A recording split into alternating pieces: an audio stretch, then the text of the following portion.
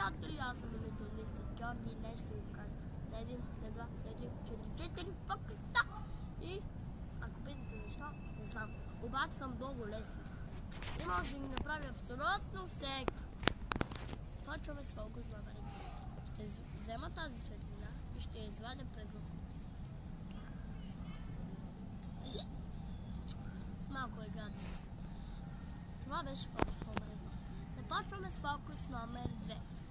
Ще покажа, че и двата джоба са ми празни. И другия.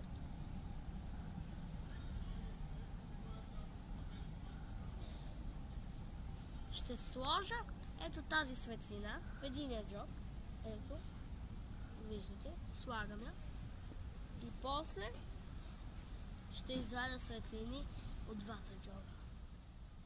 Това беше фокус номер 2. Започваме с фокус номер 3. Вижте, тук няма нищо. Не оставя се това. Ще взема тази светлина, ще оставя тук и ще я заробя.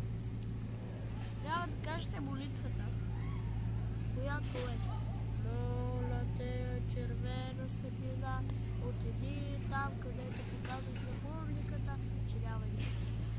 Тоест, ето тук ви показвам. Ще го отворя и светлината се там. А пък тук няма нищо.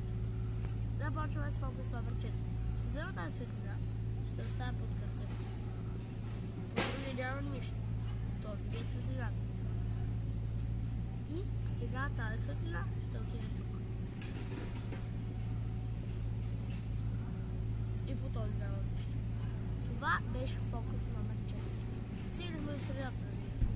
И абонирайте се за канала, звъннете камбанката и струшете лайка.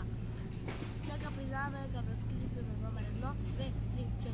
Ако сте се чули защо казвам 1, 2, 3, 4, ами разкритие е едно също. Всички са светлини.